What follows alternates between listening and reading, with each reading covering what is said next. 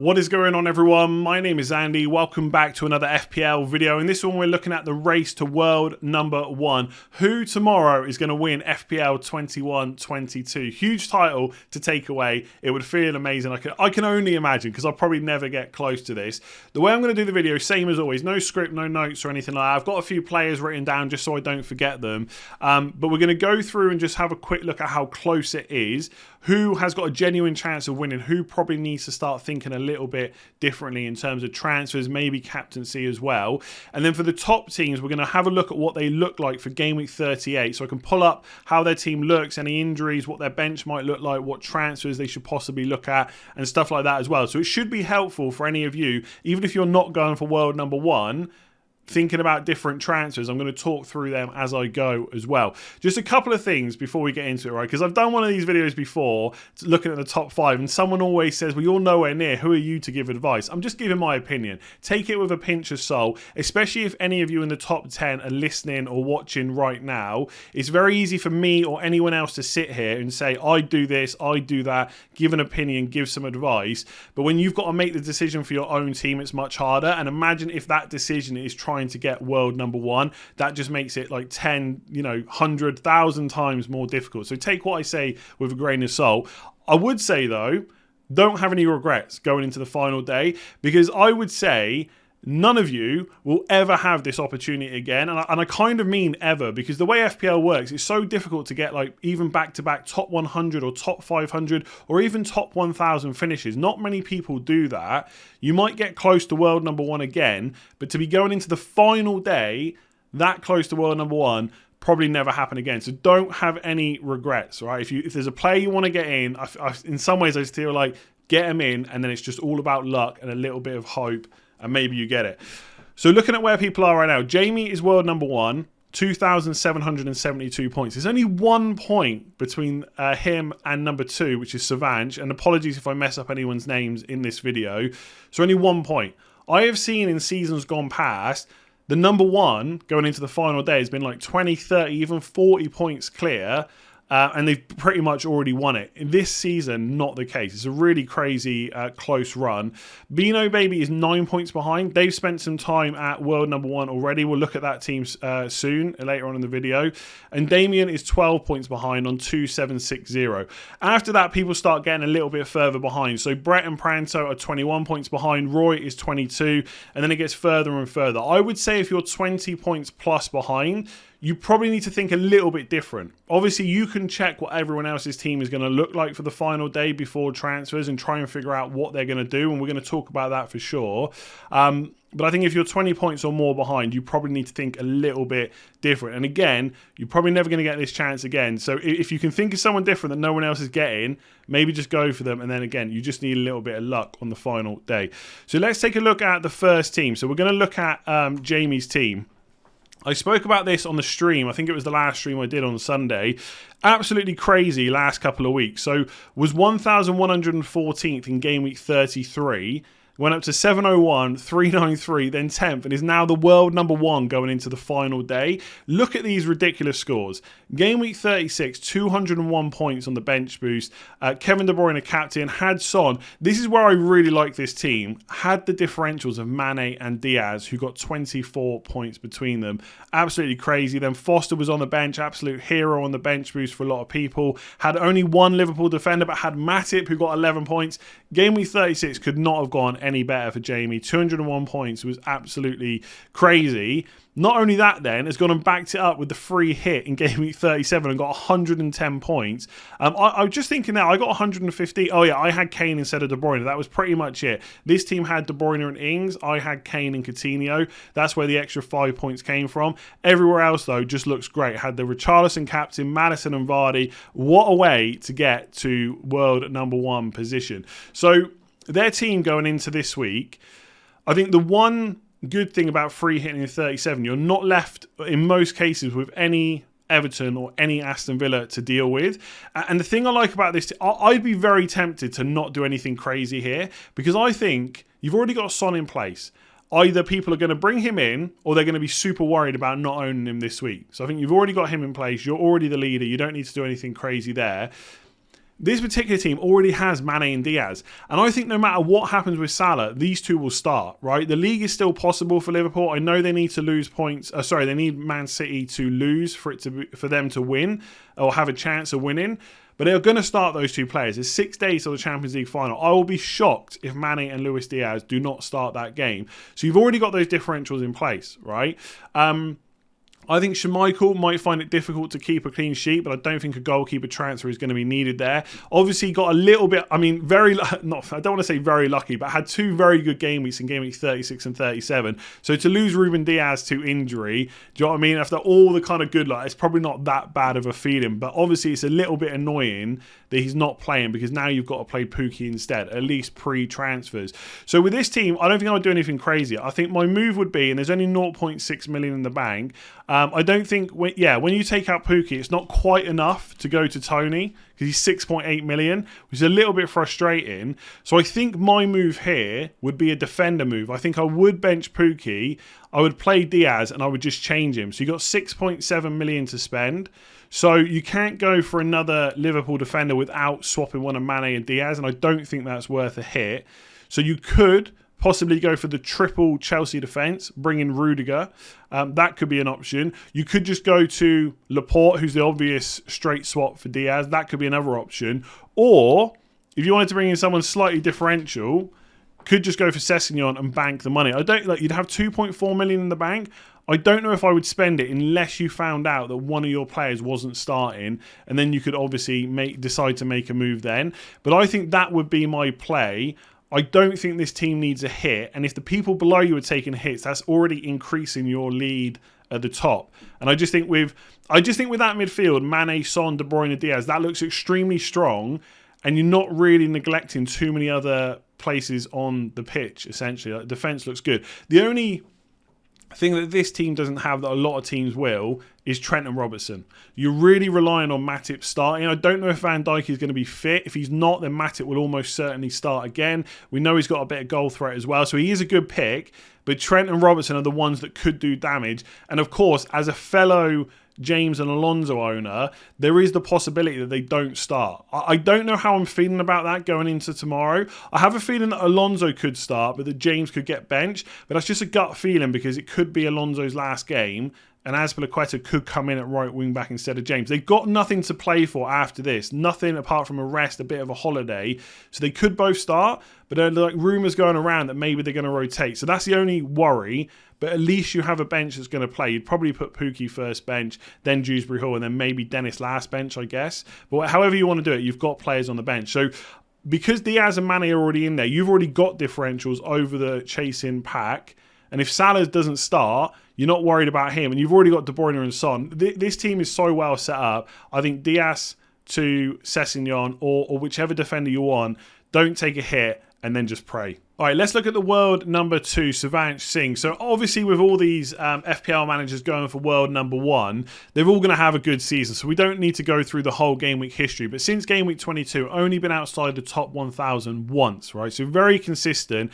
Not quite cracked the number 1 spot yet, but number 2 for the last 2 weeks. And who cares about the rest of the season? It's only game week 38 rank that matters. So this could be the week to overturn that only 1 point kind of deficit, right? Only 1 point behind Jamie. Now, there's a few interesting things about this team I'll come on to in a sec. Obviously, game week 36 was another really good week. Bench boost for 180 points. Had Laporte instead of Diaz, who Jamie had. Had Son, De Bruyne captain, Foster on the bench. It wasn't quite 200 points, but it was still extremely decent.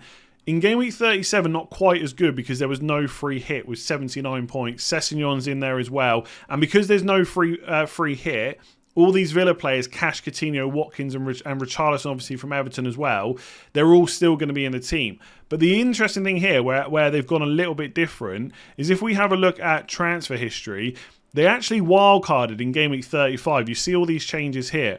So in game week 36, they didn't make a transfer and they only made one in game week 37. So although there was only 79 points compared to the kind of 100 plus that a lot of free hitters got, they are going into the final day of the season with 2 free transfers. And again, I don't think that happens that often when you're going for the world number 1. You don't often have 2 free transfers on the final day. So the cool thing about this is it's going to be very hard for the people around to know exactly what you're going to do. There's going to be obvious players to remove. Coutinho is in the team. You've got Richarlison, Watkins, Cash. They're all players that are probably going to be the ones that move out. But who comes in is anyone's guess, really, because not only is there 2 free transfers, there's also 3.4 million in the bank. So again, a lot of ways you can play this. I think because of the Villa and Everton players, you've got to focus on them to get rid of. I think Trent is a differential over the world number 1. That is big.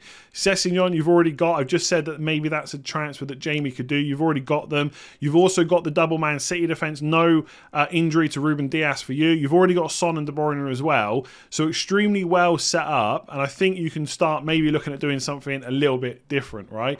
So if Sivert wanted to get Kane, he's probably Richarlison out to Harry Kane, and you've got to make up 1.6 million. So I think Coutinho would have to be sold for someone at 5.4. The problem is there aren't too many players. So there's Mbeumo against Leeds, and I know people are going to think that sounds crazy, but that is major differential, really good fixture, and it allows you to get Harry Kane in, who's a big differential over the world number 1. And I don't think the world number 1 is going to go for Kane. So that's a big differential. You could go instead triple Arsenal attack, bearing in mind, obviously, Everton now, kind of bit of party atmosphere. They've probably partied a lot. They're safe from relegation. They're probably going to make some changes going into this game against Arsenal.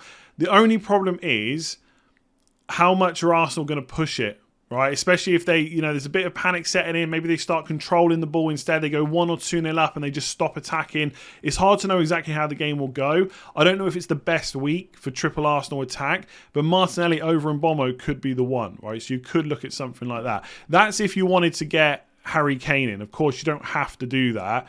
The other options are just to upgrade or change kind of the weaker positions. So you could go from Coutinho for 10.4 million. Let me just take out Richarlison for Tony quickly, because I think Tony's someone that a lot of people are going to look at.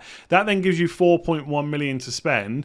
So you could just go Coutinho to an 11.1. You could just get in someone like Diaz or Mason Mount or Kai Havertz or Phil Foden and just go for a little bit of a differential option in this position. Obviously, you can't get Foden because you've already got triple Man City, no Chelsea whatsoever. So you're really banking on the likes of James and Alonso missing this game.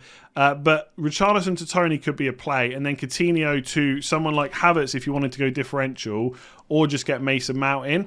And then you've got 3.2 million to spend. So you could change another player if you wanted to. I'm not quite sure exactly what I would do with that money, but I always feel like when you've got 2 free transfers, the pool to do a third transfer for a -4 is very intriguing, and it would keep people guessing. The only problem is you've probably got to spend it on one of your players here, because even if you upgraded Watkins to somebody else, like, you'd have to then bench one of these players. So I don't know if a hit is going to be worth it for this team, because you're going to have to sell someone good. So I think they are the 2 moves. I think Richarlison and Coutinho have to be sold. I'm just looking at my list of players to see if there's anyone I've missed, because the problem is with Mane, he's like, let me see how much he is. He's 11.8 million, so it's difficult to get him with Tony. The only other thing you could do, if you didn't want Harry Kane, you could go for someone different. So you could go for a Lukaku instead of Tony, and obviously then just swap Havertz down to someone that's like 6.5 million or below. You could go for Vardy instead of Lukaku. You could even go for Cristiano Ronaldo. The only problem is I think Crystal Palace will give Man United a good game, and he's not really that much cheaper than Kane, so you probably should just get Kane at that point. But if you had Vardy, for example, that would you'd only have to save 0.3 million, and I wonder how much Mason Mount is. 7.7, so you're 0.1 million off getting Mount and Vardy, and that would be a nice differential. But they are the kind of things I'll be thinking about, basically. I do think they are the 2 positions that need to be changed, and you just have to hope that Nketiah starts. I'm sure he will. So yeah, I think Richarlison and Coutinho out. Loads of different ways you could play it. I don't necessarily think a -4 is a bad option. You'd only be then 5 points behind the world number 1, but I don't like the idea of having to bench any of your other players because they're all really good. Okay, world number 3, Bino Baby. They've actually spent some time at world number 1 already in Gameweek 33, 34 and 35. They were world number 1. I've spoken about this before, I'm sure. I had a friend once that was world number 1 for 17 game weeks of the season, and in the last couple of game weeks they just went to like 5th and then 8th. So maybe that's something that's slightly happening here, but only 9 points behind, and the team is quite different to the teams above, at least in some ways, right? Because Mo Salah is still in Bino Baby's team. So we'll come on to that in a minute. No bench boost or Kevin De Bruyne for game week 36. So that's where there was a big kind of change in points for this team versus the other couple of teams as well. And Salah captain in game week 36, who obviously blanked, but did have Son at least, and Mason Mount, and Cancelo, James, etc. So the team was still pretty good. And in game week 37, there was a free hit, 93 points. So still pretty decent. The only thing is, I wonder if this could be a regret come the end of the season, captaining a single game week player in a double game week. I know Son was a really good option that week, but you just know I hate captaining single game week is in a double, and I feel like this week there was enough other players to choose from. And look, that might be a bit of hindsight for this team because they could have easily just gone for Ings that a lot of other people did as well, in which case they would have been on the same points. But Richarlison, Vardy, Maddison, could that be a regret come the end of the season? We'll have to wait and see tomorrow, right? So that is the team for game week 37.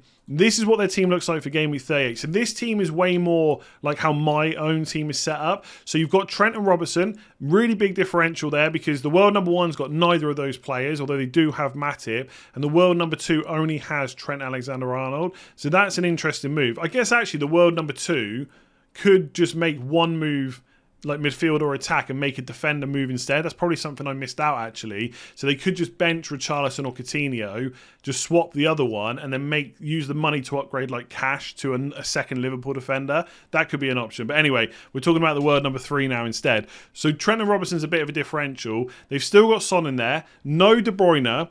In my opinion, the world number one and world number two are not going to sell De Bruyne. I think you go without him and you hope for the best. I think that has to be the play here. Already got Mason Mount in. So only got one Chelsea defender, but if James starts, he's great. Got Mason Mount, I think he's a really good option for the last day. Foden is a differential. In any given game week, there's no reason why Foden couldn't outscore De Bruyne. Of course, we know over a good span of game weeks, De Bruyne probably is the better option, but it ain't that far apart between them. So I would risk Foden over De Bruyne for this week. The key question here is what do you do with Mo Salah? I've spoken all week. If we do not know he's starting, for me, he has to be sold. But for this team, it's a lot trickier because you've already got Son. I've just said I probably wouldn't go for De Bruyne, although you could if you wanted to.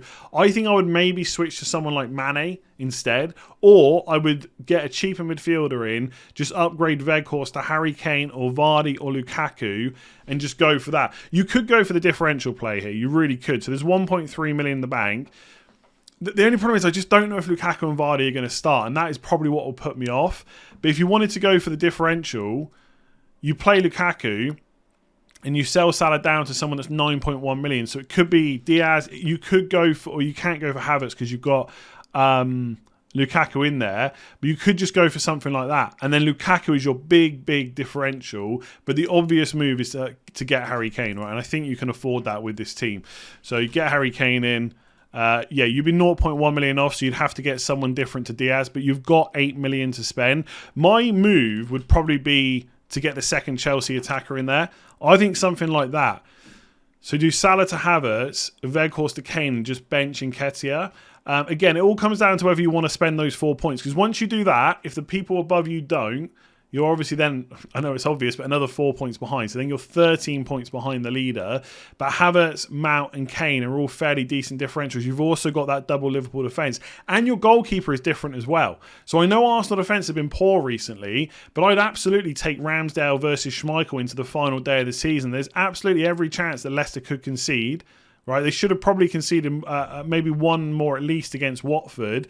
And again, if Everton are kind of in party time, they're not really bothered, they make a lot of changes, that could be the clean sheet that we've been waiting for a long time for Ramsdale. So again, I don't think any of these teams need to do anything crazy, but Salah's the big one. If we don't know he's starting, I think you've got to make a move on him. And I think the fact that no one else above you, the two teams above you have him, makes it a little bit less risky to sell him. The other thing is, though, the last thing I'll say on this team, if we just undo these moves a second, if Salah's starting, you have the greatest FPL player ever as a differential against the two players above you, and you already have Son. If that was the case, I almost think you could roll the transfer. Maybe just upgrade one of your bench. Maybe upgrade Nketiah to Tony. Maybe just, or even just bench Nketiah because he's a better option than Weghorst, and just do Weghorst to Tony. You've got 7.6 million. You could get Tony. You could get Callum Wilson. That's probably what I would do with this team. If Salah starts, I think you keep him. When is Salah ever a differential? Neither of those two teams above you are going to buy him. I don't think, anyway. If Salah starts, I think you move Tony in or Wilson for Newcastle and you just bench Nketiah. I think if he's not starting, that's when you sell him. That's my opinion on this team. All right, I think this is the final team we'll do because, like I said, the world number 1 and number 4 are only separated by 12 points as it stands. So this is Damien's team. Again, a fairly decent 129 in Game Week 36. It wasn't quite as big as world number 1 or 2, but they did play the bench boost. Foster was on there, so did really well. I mean, Pookie and Gordon didn't do anything, but it all helps, right? They still got, 18, 23, 25 points there. Had Son, Captain Salah, right? So obviously, Captain Son, happy days, but it didn't happen. You're still in a great position. And then Game Week 37 was 120. The big difference between this team and my team was you had Barnes instead of Coutinho, and obviously then Ings instead of Kane. So that was a great move. Like, fair play for getting Barnes in. I didn't even consider that, if I'm honest with you. So 120 points was huge. It's given you a genuine chance to win this whole thing going into the last day. What I will say about this team, so again, one free transfer, only 0.3 million in the bank. I think this team has probably the most problem, not necessarily even the most problems, but the least ways to deal with it. So like in Jamie's team, I think he's so well set up for differentials, he's probably okay with one move. I think Sivert has got 2 moves and a lot of money in the bank, so there's flexibility there. And I think for Beano Baby, there's only one player, it almost just falls into place. Are you keeping Salah? Yes. Therefore, you only need to make one other move. Am I selling Salah? Yes. Well, okay, I'll probably take a hit and put the money elsewhere. You don't have to take that hit, but you could do. You could just play Nketiah. With this team, a few problems. Still got the Salah issue to deal with, but also have Van Dijk, who's injured as well, and Watkins has Man City away, and the players on the bench are Dennis and Pookie. So I feel like, would I take a -8 here? That would put me 20 points behind. I'm not sure about that. I think what I would hope for is that Salah is fit, and if he is, I would keep him because, again, he's a differential from the teams above. No Man City midfielder, but you have got Son, you have got Mason Mount in place, 2 really good options. So I think Watkins, again, down to a Tony or Wilson. I don't think, if you wanted to go really differential, you could go for Rodrigo at Leeds, or even go back to, here we go, here's an option for you. What about old Mickey Antonio? No one's going to go for him. That's big differential. But more realistically, right, if you wanted someone like Tony against Leeds, you could definitely do that. And then you'd have 0.9 million to spend. So you'd probably just sell Van Dijk. To be honest, probably to Robertson, I think. I think I would just get Robertson in and just take the -4 there if Salah is fit. If Salah's not fit, it gets really tricky because I really feel like you need 3 transfers. Again, you could go from Mane to anyone. Salah to Mane, De Bruyne, whoever you want. You could use the Salah money to get Kane in instead. You could use it to get Vardy in. You can't get Lukaku because you've already got triple Chelsea, and then just try and risk one of the players on the bench. I just don't know about the -8. I mean, I just said no regrets and maybe you should go for it, but I think for this team you've really just got to hope that one of Salah or Van Dijk starts, so you only have to deal with the rest. So if Salah's not fit, I mean, you don't have to. You can take a hit and not get Harry Kane, right? You don't have to get him. So you could easily make that Tony move, and then just do Salah to literally any player in the game. You don't have, just because you're selling Salah doesn't mean you have to shift that money elsewhere. So you could just get in like De Bruyne, etc. If you wanted to shift the money, then again, I do think the double up. So you can't do that because you've already got 3 players. So you'd maybe have to go for someone like Foden and just get him in instead. I'm just looking at my other midfielders. You could get Kulusevski in. No one else has got him. He's playing against Norwich. No one above you has him anyway. Or Luis Diaz, who only the world number 1 has. That would be an option. So you could go for Kulusevski and go for the triple. I was putting Spurs in there. Go for the triple Spurs attack, right? That's a differential. Some people above you might get Kane as well as Son. No one has Kulusevski, and I don't think they'd probably be looking at them. So that would be the move. And at that point, you just have to decide whether to take a -4 for Van Dijk to Robertson. I got to be honest, I don't know what I would do. And I don't think I can really give you any good advice, if I'm completely honest, because being in the world number 4 position, I just don't know what my brain would be thinking. It's very easy for me to sit here and say, yeah, I would definitely do Van Dijk to Robertson. That's the obvious move. But I don't know if I would. I think I would maybe just risk it that he plays. And if he doesn't, I would just let Pookie come on. and just hope that Spurs concede because I've got the triple attack, and that's fine. I'm happy for some goals, and I don't really care if they concede. Obviously, if Pukki scores, you lose the 2 clean sheet points for Kulusevski or Son, but I'd maybe do something like that. I've got to be honest, I'm sat here. This means nothing for me, really. Like, I can just make transfers as much as I want on this page, and even I'm finding it difficult, and I don't have the pressure of trying to win. So I genuinely wish anyone that's got a chance at world number 1, not just the top 4 teams, the rest of you, the best of luck tomorrow. It's probably going to be a sleepless night. It's probably going to be a lot of overthinking. Try and enjoy it. Try and have no regrets. And like I said, good luck tomorrow. I'll be doing a watch along for Gameweek 38, so I'll try and track who's doing really well in the top 10 as we go. So make sure to tune in for that. Let me know if you think I've missed any players when I've been talking about transfers and stuff like that. Leave a comment below, just in case any of the top 4 are watching. They might want a few opinions from those of you in the community. Once again, thank you very much for joining me this season. Give it a like if you enjoyed it. Hit that subscribe button if you're new around here, and I'll catch you again soon.